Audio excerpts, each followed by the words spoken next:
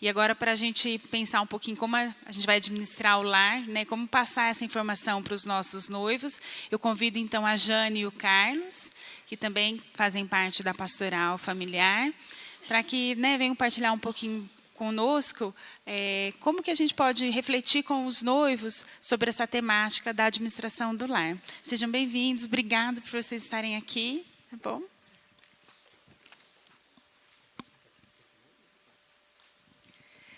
Bom dia. Bom dia. Alguns já nos conhecem, eu sou a Jane do Carlos. Sou o Carlos da Jane. Somos casados há 32 anos. 32. Agora eu me confundi, sempre ele que me pergunta, hoje eu que perguntei. 33.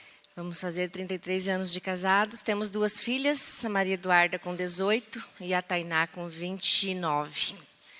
E estamos aí agora já da pastoral, já há quase 15 anos na frente da pastoral aqui da Catedral, e agora já passamos então a bola para outra pessoa, para o Volmar e a Mônica, mas estamos sempre aí ajudando o Hélio, a Cíntia, a Patrícia e o... Então, hoje nós vamos falar sobre a administração do lar. Boa parte, não vou mentir para vocês, acho que 80% a gente tirou daqui. Mas acho que 90%. É o 10º tema, né? Ele está na página 155. E eu achei interessante que muito daquilo que a gente foi rabiscando antes de fazer, e depois eu fui ler, né? Tá lá, né? A gente não fugiu muito, inclusive, quando pensei nesse tema, quando foi pensado nesse tema, me veio uma leitura do livro de Lucas, e essa leitura está lá, né? Então, acho que a gente está um pouco em sintonia com o que nós pretendemos falar para vocês na questão da administração do lar. Matrimônio é um sacramento, entrega total de um cônjuge ao outro, não é um negócio. Quando a gente escuta ou ouve falar que muitos casais usam o matrimônio como um negócio, se não der certo, eu separo, né? Vou para outra, o importante é eu ser feliz. E nós, cristãos, católicos, temos que ter a certeza que isso é um pensamento errado, não é um negócio, nós temos que fazer tudo para dar certo. E, infelizmente, uma das coisas, depois até nós vamos falar, que mexe muito com o matrimônio é a parte financeira. Até no livro cita um exemplo assim, que o casal, a mulher tem muita vontade de fazer alguma coisa e o marido tem o dinheiro. Aí um entra com o dinheiro e o outro entra com a parte que vai fazer. Só que eles ficam com aquele medo, né? E vai que não dá certo. Mas isso é um negócio. Se não der certo, a gente parte para outro. Quando a gente vai abrir uma loja junto, quando a gente vai fazer alguma coisa. Mas no casamento, não tem como. Você tem que entrar já com o pensamento assim, é um sacramento. Eu estou ali dizendo um sim e eu tenho que fazer tudo para esse sim permanecer. Eu tenho que fazer tudo para dar certo. Não tem como eu dizer, ah, não, se não der, separa. A gente já ouviu muitas vezes, até amigos nossos dizer assim, ah, minha filha casou, mas eu já avisei ela que qualquer coisa, se não der certo, ela pode voltar para casa. Quando eu me casei, a minha mãe olhou para mim e falou assim, você está vendo bem a pessoa que você escolheu. Eu falei, sim. Então, não tem essa história de que se não der certo, você vai voltar para casa. Você só volta para casa para passear. Você vai ter que dar um jeito de fazer dar certo. E a gente sabe que é difícil. E eu não largo do osso, hein, gente? Diálogo, companheirismo, renúncia, nossas coisas, isso é um perigo. Nossa renda, Perigo é nossos eu, gastos. O perigo ali é minha renda, né?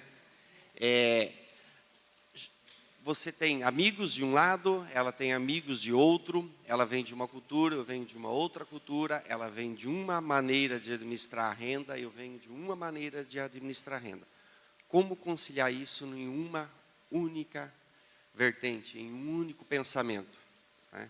Tem que ser feito, porque tem que existir acordo em comum entre ambos para administrar o dinheiro daquele lar, daquela casa.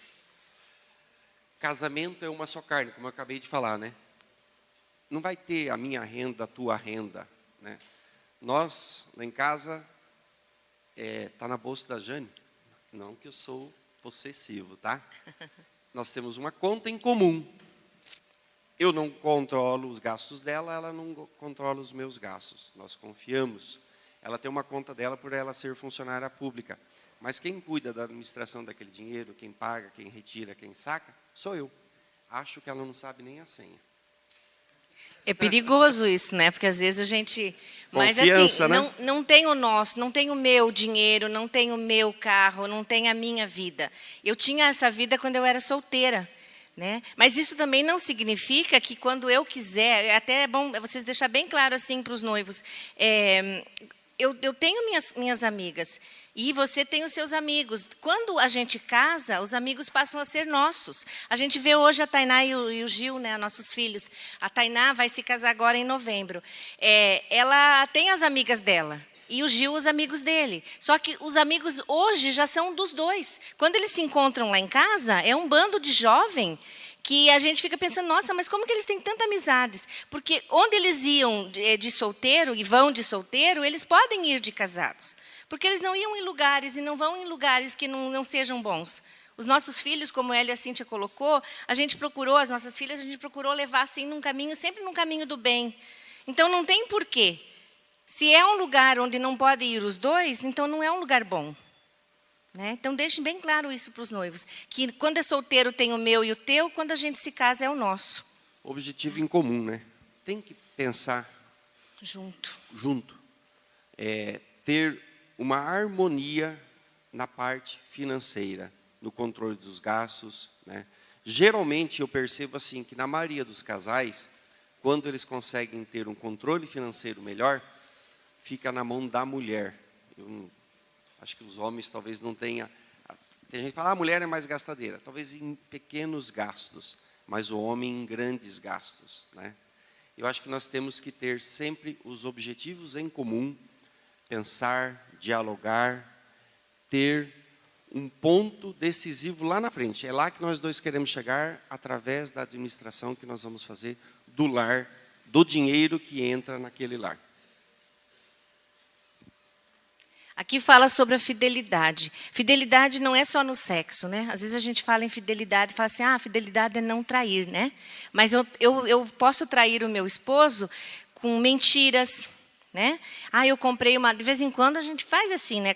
Vai lá para comprar um sapato e compra 2, né? Eu já fiz disso, escondi um lá, depois eu deixei. Mas isso daí são coisinhas pequenas, né? Que de vez em quando a gente acaba fazendo sem querer, né? Porque eu sou apaixonada por sapato, tenho que confessar. Então, às vezes o Carlos fala assim, amor, precisa desse sapato? Aí eu falo, precisar a gente não precisa, né? Porque a gente tem que pensar junto. Mas daí eu falo para ele, mas vai lá, você também está precisando comprar um, né? Que daí se eu compro, ele também pode comprar, né? Assim a gente fica nessa brincadeirinha. Mas é uma brincadeira séria, né, gente? Eu tenho que pôr no papel tudo que eu vou comprar. Não é pedir. Às vezes até falo, mas eu não vou ficar pedindo para ele para gastar, sendo que nós temos o nosso dinheiro, né? Mas é planejar, né? Então eu tenho que ser fiel. E é interessante esse tema. Parece bobeira, mas a gente percebe, eu tenho amigos, eu duvido que vocês não tenham, e isso é bom alertar para os jovens, para os noivos lá, que tem que ser fiel no gasto. Tem gente que compra escondido, a esposa compra escondido do marido, o marido compra escondido da esposa, ou vice-versa. Eu sei de casal que ela tinha um cartão de crédito que ele não sabia. Ela pagava as despesas daquele cartão com o dinheiro dela. Gente, é um absurdo isso acontecer dentro de um lar, né? Você fazer gastos sem o teu companheiro saber, né? E isso existe, não é mito não. A gente pode até achar, não, isso não vai acontecer. E geralmente acontece em pessoas que às vezes têm um poder financeiro um pouco maior. Porque quando é menor, é tudo mais apertadinho, mais fácil de controlar. E quando tem, às vezes, uma situação financeira maior, acaba tendo a infidelidade na administração do dinheiro. Gasta escondido. E gastos excessivos, né? Porque muitas vezes a gente gasta sem precisar gastar, né? Mulher trabalhar fora, dinheiro, sustento da casa. não ponto de conflito. Trabalho doméstico é importante. Essa que entra naquela parte que a Cíntia colocou ali, até quando a Cíntia falou, né? Às vezes a gente combina. Eu também, quando eu tive a Tainá, eu tinha 20 anos, né? Nós éramos recém-casados, né? Quer dizer, tinha 2 anos e pouquinho de casamento quando a Tainá nasceu. E eu não tinha família nenhuma aqui, e nem ele, era só eu e ele. Aí a gente foi morar no fundo da casa de uma senhorinha, e essa senhorinha, ela dizia assim: ô, filha, aquele jeitinho dela, né? Por que você tem que trabalhar, filha? Aí eu falava assim: ô, mas a gente está começando a vida. Como é que eu não vou trabalhar? O dinheiro que o Carlos ganhava não era suficiente para a gente ter ali uma vida, não era até mordomia, mas pagar o aluguel, pagar a luz, né? E daí eu falei assim, mas eu só vou trabalhar meio período. Na época eu estudava ainda, eu fazia magistério na época que eu tive a Tainá. Aí eu ia para a escola, a minha sobrinha veio morar comigo, levava a Tainá lá na escola para eu amamentar. Então eu trabalhava só um período. Daí ela foi ficando maiorzinha, daí eu peguei 2 períodos para trabalhar. Então a gente sempre deu essa jogadinha. O que fala aqui no livro é o seguinte, é aquela combinação que a gente faz, mas depois a pessoa joga na tua cara. Ah, você não vai trabalhar, amor, você vai ficar em casa, vai cuidar dos filhos e vai cuidar da casa. Aí chega lá uma hora que o sapato aperta, né, que o dinheiro diminui, daí ele joga na cara da mulher assim: também você nunca trabalhou? Você não me ajuda em nada? E o serviço da casa? Não é ajudar em nada? A Cíntia bem colocou que a gente tem jornada tripla. Sabe? Que essa história que as mulheres querem ser independentes. Aí, né, daquela época lá que queimaram os seus sutiãs lá e fizeram aquela revolução para a mulher ir trabalhar fora, só ferrou com a nossa vida, se a gente for pensar. Não é? Porque a gente tem que trabalhar fora, a gente tem que ser mãe, a gente tem que ser a amante, a gente tem que ser a esposa, a gente tem que ser tudo, limpar a casa e lavar e passar. Ainda bem que esse daqui me ajuda, até me estressa às vezes, porque eu sujo uma colher, ele lava. Eu sujo uma panela, ele lava. Sabe? Eu digo, deixa eu sujar tudo primeiro. Mas, gente, nós sabemos de maridos aí que não ajudam, não. E daí ainda jogam na nossa cara. Então, deixe bem claro isso para as mulheres. Tem que ter um acordo ali, ó. Eu não vou trabalhar fora, mas você sabe que dentro de casa eu estou trabalhando muito mais do que fora. É interessante chamar a atenção nisso aí, porque geralmente, quando tem dinheiro, tudo é uma mil maravilha, né? Ai, que é uma beleza. O homem trabalha, a mulher está em casa cuidando dos filhos, a coisa aperta. Aí acontece exatamente isso aí. A mulher, por estar cuidando da casa, do lar, dos filhos, não tem uma renda, por não ter uma renda, fala: você não trabalha? Você quer palpitar com o quê? Será que ela não trabalha? Né? E isso é comum também nos casais. Hoje está um pouco menos, porque é difícil a moça aí, na idade dos 20 a 30 anos, quando estão casando, que já não está trabalhando fora. Na hora que vem os filhos é que eles vão talvez repensar essa questão de trabalhar fora. Mas tem que ser alertado a eles que aquele trabalho dentro de casa é um trabalho, não tem remuneração financeira, né? Mas tem emocional, né? Tem espiritual. Talvez, se a mulher ela administrar muito bem o lar, com os gastos de água, luz, no pouco, o dinheiro que o marido ganha seja o suficiente. Então, ela trabalha, ela produz uma renda, economizando, não gastando. Então, eu acho que é interessante chamar a atenção nesse ponto. Cuidado para que em momentos de dificuldade financeira, um não jogue na cara do outro: você não trabalha, você nunca ajudou. Só eu que me ferrei trabalhando lá fora. Levantava às 7 da manhã, ou quer dizer, começava a trabalhar às 7 da manhã, ia até 7 da noite. Você ficava aqui dentro de casa. E a gente sabe de casais que quando termina o dinheiro, termina o amor, né? Até uma sobrinha minha um dia: tia, eu não amo mais o Marcelo. Eu falei: por que você não ama mais o Marcelo? Faz 10 anos que vocês são casados. Ah, não, está muito difícil. O trabalho dele, ele trabalha pouco, não tem renda maior. Eu também, meu trabalho não dá certo, a gente não consegue nem pagar as contas junto. Eu já cansei de sofrer, não quero mais sofrer. Então, não amo mais ele. Gente, Nós já passamos por tantas pendengas junto, eu e o Carlos, era um tal de fazer conta lá de, não, vamos reformar a casa, vamos. Acho que a gente vai gastar o dinheiro do carro na casa. Não, beleza, vamos, só o do carro a gente não vai ficar devendo. Quando terminou a reforma, foi o carro, foi a moto, fomos para a dívida, né? Fizemos financiamento, e aí eu podia dizer, não, eu estou cansada, não quero mais, chega, eu vou ser feliz de outra maneira, né? Mas não, gente, a gente tem que estar ali, juntinho, na alegria, na tristeza, não foi isso que a gente prometeu lá para o padre? Então é isso que os noivos hoje têm que saber, porque eles não querem passar dificuldade, eles querem ser felizes, não é fazer o outro feliz, eu quero ser feliz. E é interessante, até o tema que está ali, nós colocamos aqui as anotações em vermelho da nossa filha, porque ela casa agora em novembro. Namorados e noivos já planejarem os gastos. Faz uns 70 dias, não mais do que 90, nós tínhamos saído, chegamos em casa, estava a Tainá e o noivo dela, o Giovanni, sentado na mesa. Um monte de papel em volta deles. Aí, dali a pouco, a Tainá, eu olhei assim, fui passado. Pai, quanto é a conta de luz daqui de casa? Em torno de R$200, 180, 230 nessa faixa. E a de água? Se falar desse mês vai estourar, porque teve que molhar muito o jardim, não sei o quê. Mas é em torno de uns 120, 150 por mês, às vezes estoura, vai a 200. Né? Por que você está perguntando isso? É que nós estamos fazendo uma planilha para ver qual vai ser os nossos gastos, quanto que eu ganho, quanto o Giovanni ganha, quanto nós podemos gastar, quanto nós podemos, porque eles vão morar de aluguel agora de início, quanto que nós podemos pagar de aluguel. Isso aconteceu lá em casa agora, há 3 meses. Estão se planejando. Isso eu vi, mas eles vêm se planejando na questão de casamento, de gastos, há mais de 1 ano e meio já. Aquilo que ela podia ir pagando parcelado, sem juro, na questão do casamento, ela já foi fazendo, eles foram fazendo. Né? Então, é interessante que comece lá. Até eu lembro que em algumas situações, quando a gente fala para os noivos, a gente fala que o cara faz aquela festa, casa, tudo uma beleza, né? No dia seguinte, ele começa a pensar, volta a trabalhar dali 3, 5 dias, de repente, coisa parecida, tem as contas. O gasto. Primeira briga. Né? Nossa, nós exageramos, olha, faltou isso, faltou aquilo, teve que gastar mais isso, mais aquilo. Tinha muitos convidados teus, quase nenhum meu. Teus convidados que são culpados nós ter gastado tanto assim. Planejamento. Né? Cuidar começar com os gastos. ali, né? Antes de casar, quando são noivos ainda. O namoro é isso, né?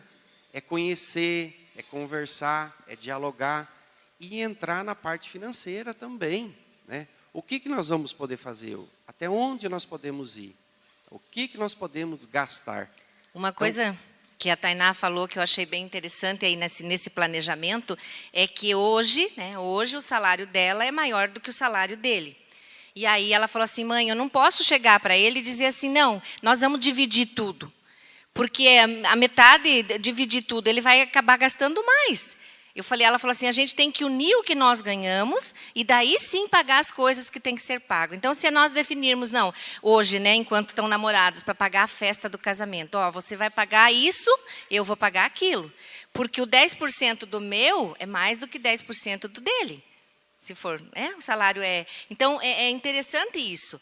Hoje tem o meu e o seu, depois tem o nosso. Porque se a gente ficar dividindo e jogando na cara do outro, porque vocês sabem que o homem, veio lá antigamente, ele tem que prover o dinheiro para casa. É isso que ele pensa, que muitos casamentos, até casais discutem muito por causa disso. Porque o meu salário não pode, o salário da mulher não pode ser maior do que o do homem. Por que não? É um dinheiro que veio a mais.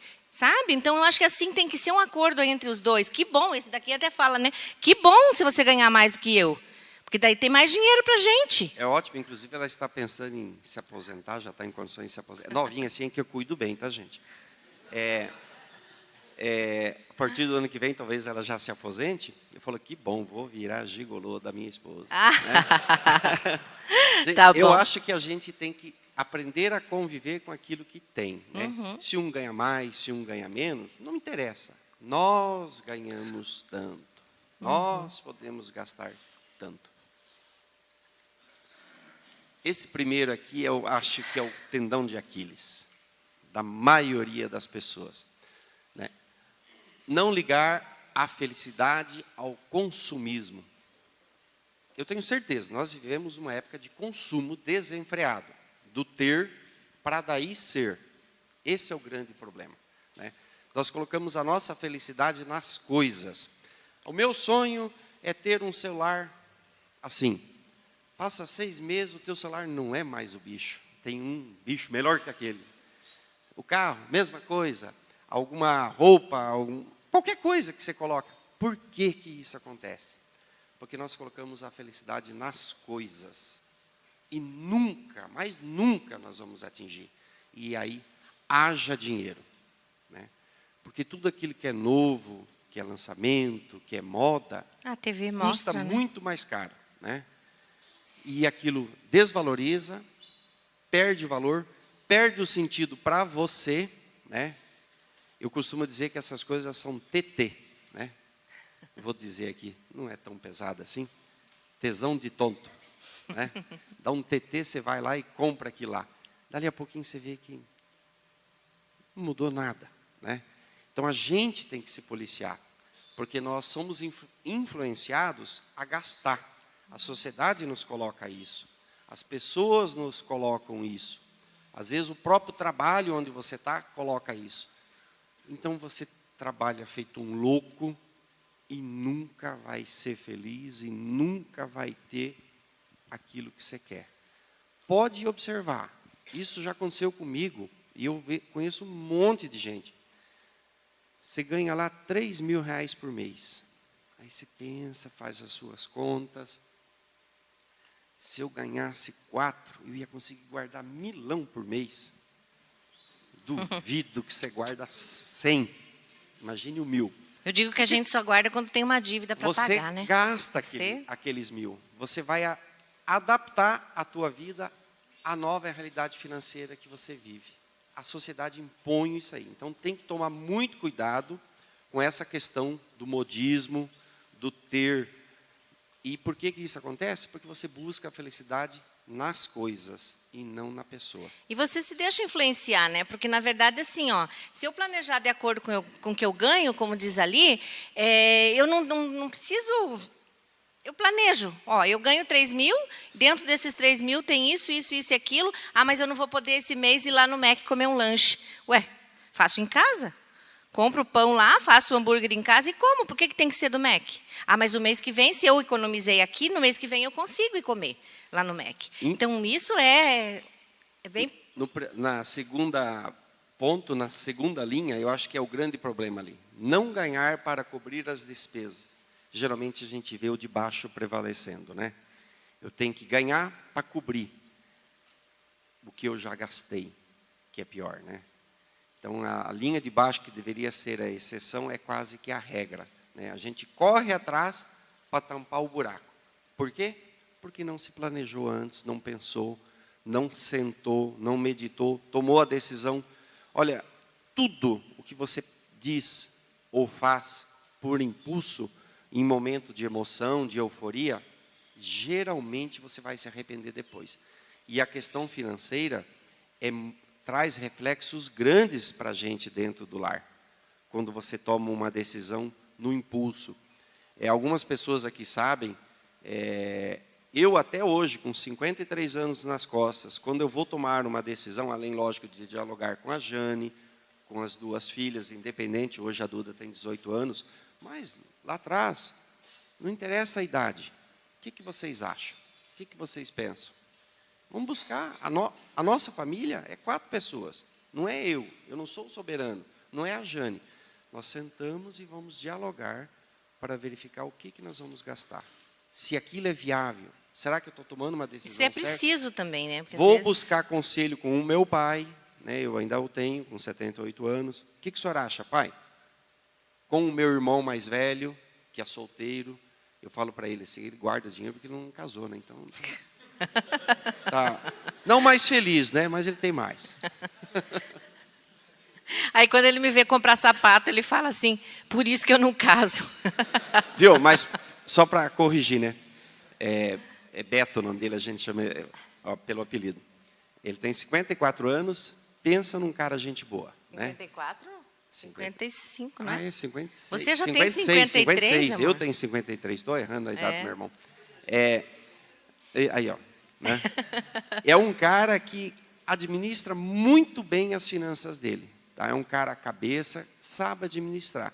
Eu tenho certeza que se um dia, eu acho que ele não casa mais, é um cara que saberia administrar o lar muito bem, melhor do que eu.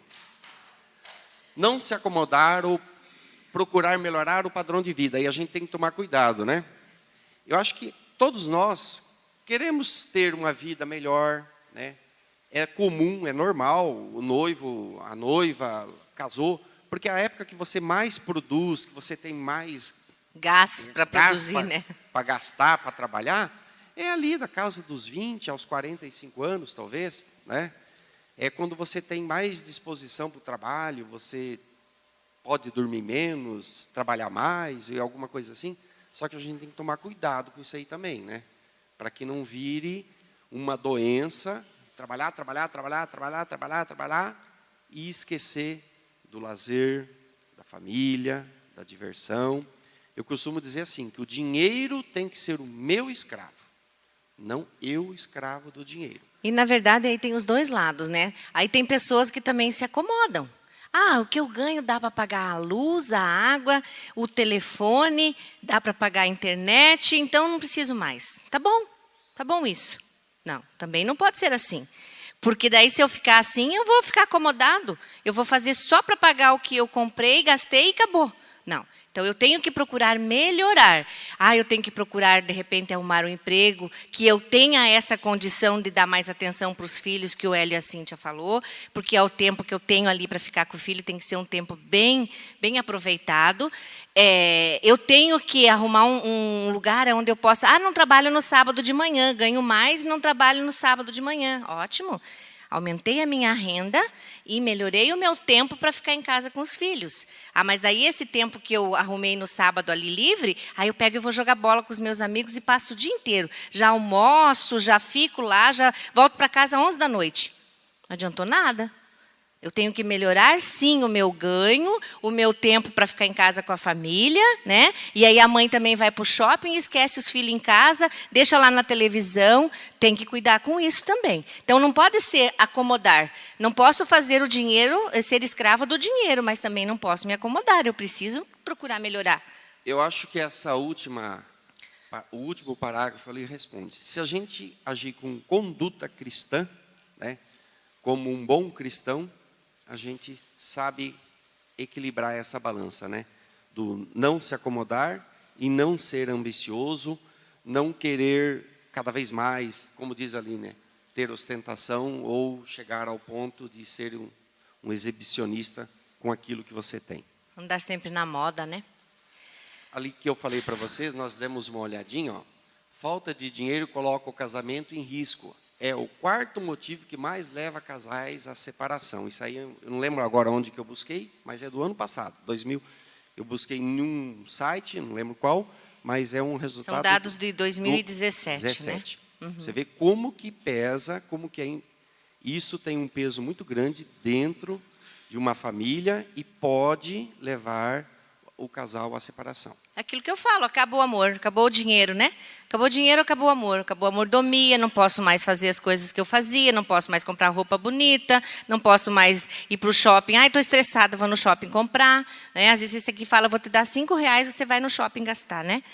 R$5 não dá nem para comprar um sorvete, né? Então, daí acabou o dinheiro, acabou o amor. Eu acho que a gente cresce muito, a Jane comentou antes, e essa... segundo ponto ali entra bem naquilo que eu quero comentar com vocês agora. Cortar despesas quando preciso. Essas são criadas por nós mesmos. Falsa necessidade. Aprender a viver com o pouco. Conforme a Jane falou, quando nós adquirimos a casa que nós moramos, foi assim, bem pensado, um mês e pouco, refletindo, rezando, pedindo para Deus que se fosse para o nosso bem, que aquilo desse certo, que as coisas se encaminhassem, e tudo deu certo.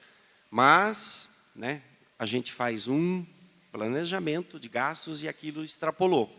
a gente precisou cortar um monte de coisas, né? Aí é interessante que isso, que é difícil o casal que não vai passar por isso, que haja um acordo, um consenso entre dois, né? Cortar despesas que às vezes vão afetar somente a mim? Não, vamos cortar somente as despesas que afetam ela. Você vai parar de ir no salão, você não vai mais fazer a unha, você não vai mais viajar tanto para a casa da tua mãe, nós vamos vender o teu carro, vamos ficar só com o meu, você vai andar a pé, eu te levo, né? Então tem que cuidar com isso, para que haja um equilíbrio nesses cortes. E precisa cortar, porque se você não corta, o que a gente vê? Comparando com as suas devidas distinções, uma empresa. Se você não readequar ela à necessidade que ela está passando, ela vai quebrar. O casamento vai terminar, né? Nós, quando fizemos essa aquisição, nós precisamos daí nos desfazer de várias coisas. Nós desligamos TV a cabo, nós vendemos um segundo carro que nós tínhamos, nós vendemos uma moto que a gente tinha. Tiramos a Tainá da escola particular. Nós tiramos a Tainá de uma escola particular. Eu cancelei todos os contratos, eu tinha 3 assinaturas de revista, cancelamos o título do clube, cortamos as 4 viagens que a gente costumava fazer no ano, passamos a 1.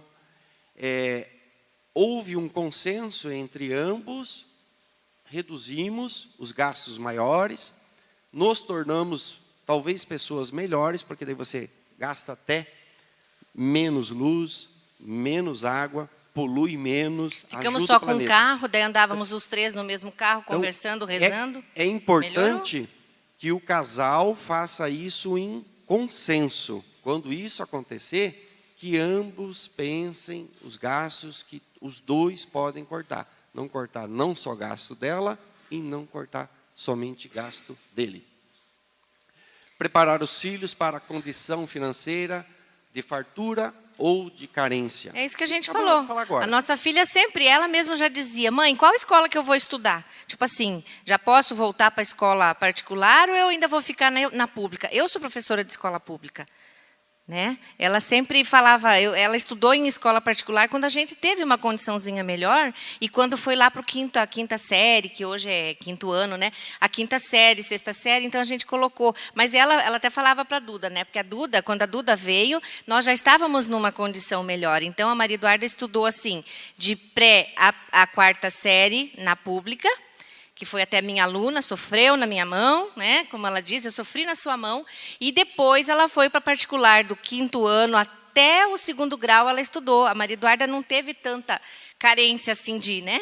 Agora a Tainá fala para ela assim, você teve mordomia, né? A mãe colocava 2 anos na particular, daí apertava lá, a primeira coisa que acontecia, tira a Tainá da particular, põe na pública. Só que as duas tiveram a educação que a gente pôde dar. Porque elas sempre foram muito esforçadas. A Tainá já terminou a faculdade, já é formada, a Maria Eduarda está fazendo na Federal do Paraná, oceanografia, que é o curso que ela quer. Então, eu fico lá numa tristeza, só que por mim ela voltava para casa, né? Aquilo que a Cíntia falou, a gente quer os filhos sempre perto. Mas é isso que ela escolheu, ela está lá fazendo, é essa condição que a gente consegue dar. Essa fala ali, então, eu acho que você prepara os filhos quando eles convivem como um lar, com o pai e com a mãe. Você não precisa pôr eles a par depois. Eles já estão a par, porque existe uma comunhão, né, entre a família. Então, eles sabem do que está acontecendo, sabem o que está passando. E é muito bom, hoje até acho que está se falando de ter aula, dar alguma matéria, alguma coisa para os jovens na questão financeira. Começar a educar lá pequenininho, lá com os seus 7, 10 anos. E sem sombra de dúvida, acho que dentro daquilo que o livro propõe, faz parte o dízimo, né? Que é um compromisso social e missionário. Nós não podemos nos abster dessa questão, né? É interessante falarem disso, não sei se dentro de cada paróquia, como é a realidade, se tem uma palestra específica sobre o dízimo ou não, ou se alguém fala, mas eu acho que é interessante falar, né?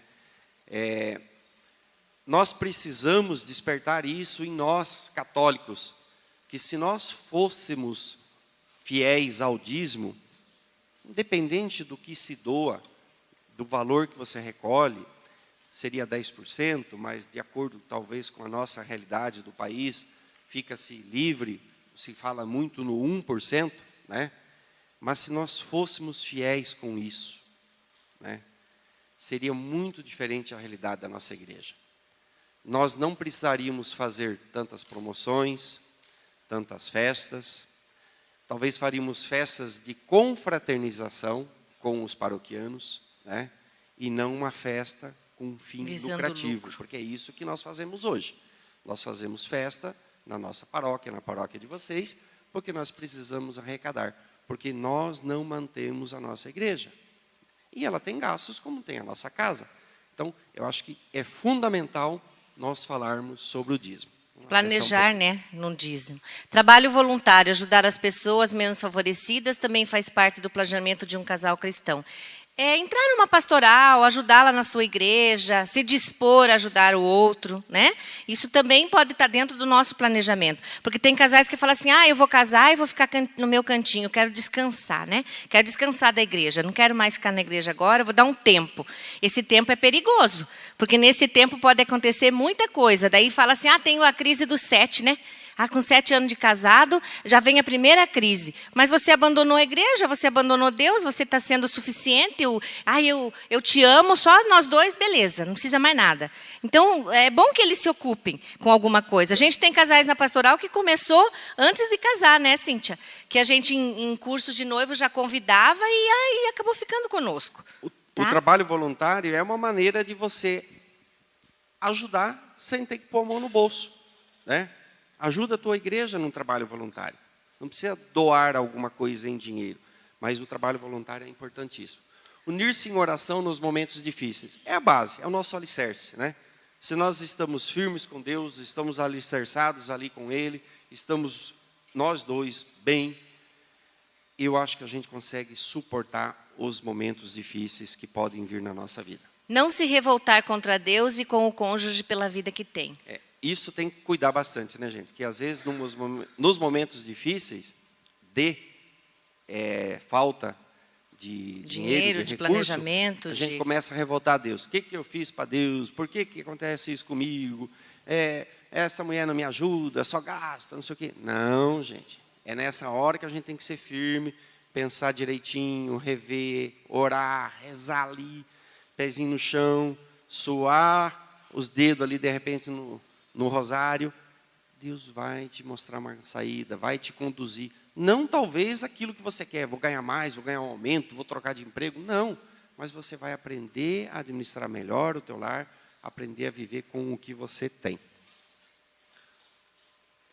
Aqui a gente trouxe então, mas não precisamos nem mostrar, porque todos vocês, na verdade, já conhecem, né? A falta de controle financeiro é fonte de discussões, dívidas e inadimplências. A gente só trouxe um modelinho de uma planilha que vocês podem estar sugerindo. Eles podem entrar lá também. Essa planilha, eu acho ela, eu não faço, tá? Mas eu acho ela muito legal.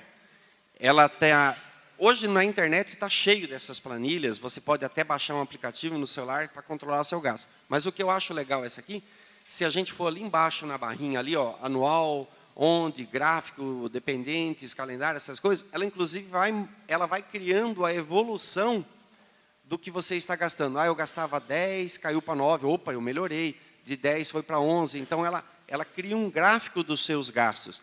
Ela está disponível na internet.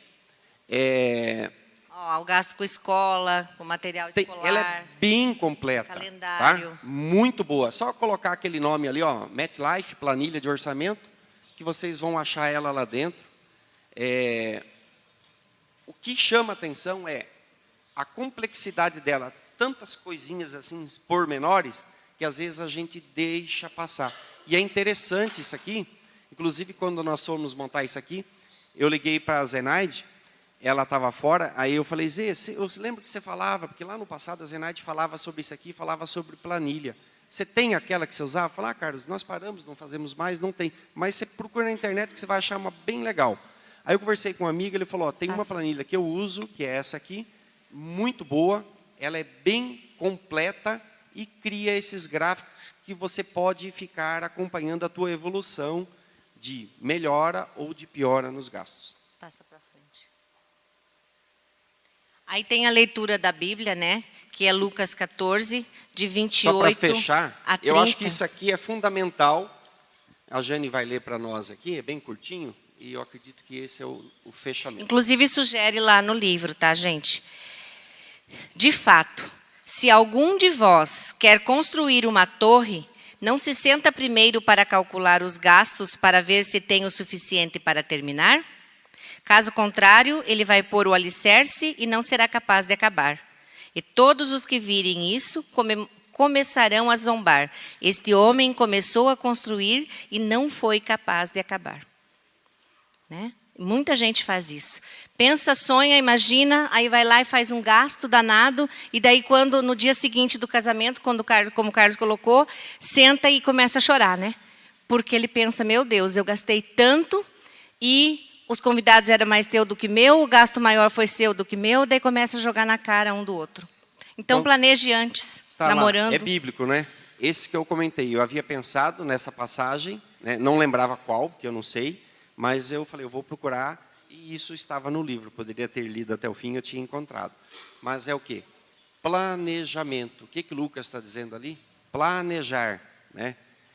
Principalmente para nós homens, os que têm aí os seus cinquentão, né? A gente tem muito essa questão, bem como diz a Bíblia, né? Vergonha de talvez começar uma coisa e não poder concluir aquilo.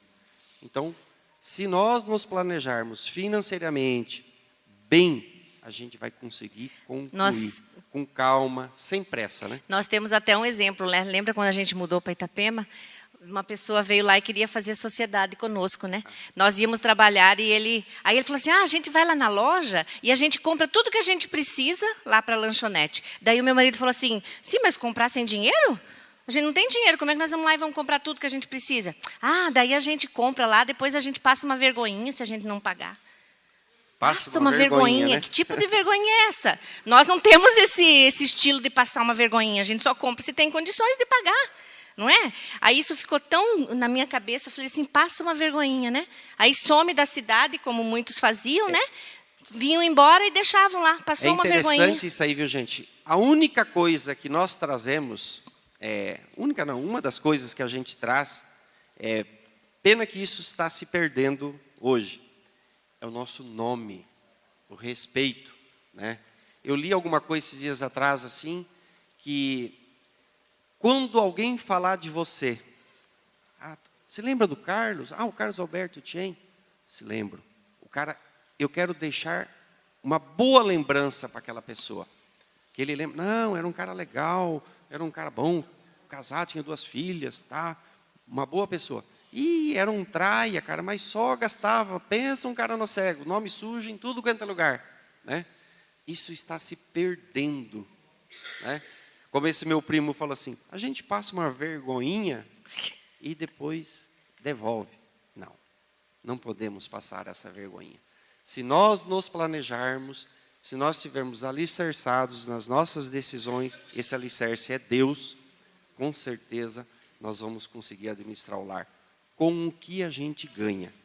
A economia que nós fazemos não é a quantidade que nós ganhamos, é o que nós não gastamos. Obrigado, gente. Obrigada, pessoal.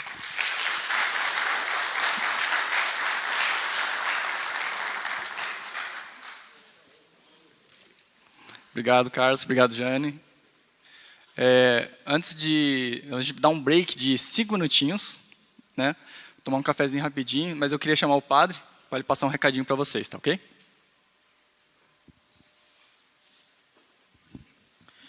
Eu não me aguento, às vezes, ouvir e ficar quieto, né? Tem coisas que eu recordo, assim, dos temas e eu não tenho esposa para gastar, né? Mas eu me planejo as coisas, né? Mas sobre os 2 temas de hoje de manhã, 2 coisas eu queria falar primeiro. Vocês já ouviram falar de mulher viúva de marido vivo? Já, né? Vocês já ouviram falar de homem viúvo de mulher viva? Também. E vocês já ouviram falar de filhos órfãos de pais vivos? Pois é. O primeiro tema que a Cíntia e o Hélio falavam, do tempo dos pais para os filhos, é tão importante, porque nós estamos vivendo num período em que há filhos que estão vivendo o sentimento de orfandade. Tem pai, tem mãe, mas se sentem órfãos porque não tem o tempo dos pais para eles.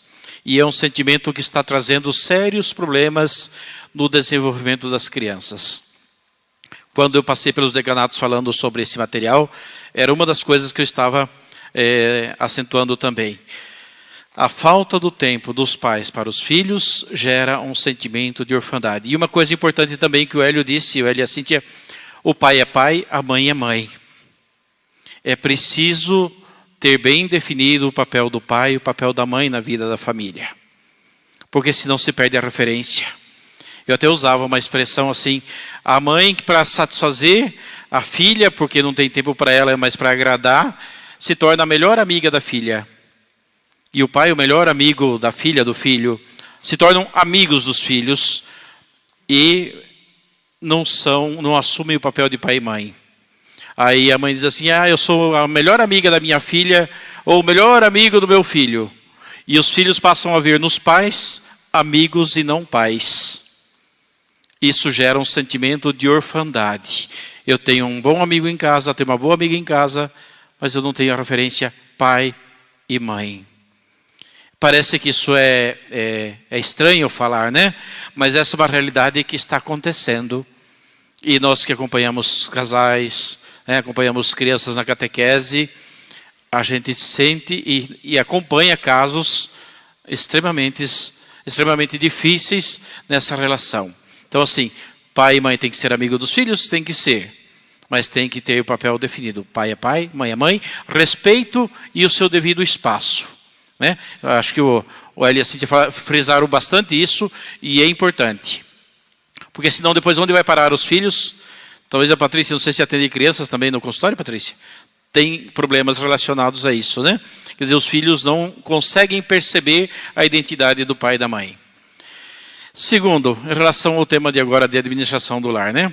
Eu brincava que não tenho família não tenho esposa para gastar, mas tenho casa para administrar também, né? E administrar aquilo que é dos outros é pior do que administrar o que é da gente. E as planilhas são importantes. Criar para o mercado uma lista de necessidades que você tem em casa. Porque necessidades às vezes a gente cria. E tem necessidades que são básicas que precisam ser satisfeitas. Mas tem necessidades que o mundo consumista vai criando para nós. Até pela disposição das coisas que estão colocadas à nossa frente. Né? As vitrines são bonitas e são atraentes. Mas a gente pergunta, será que o que está lá na vitrine é necessário para a minha vida do lar?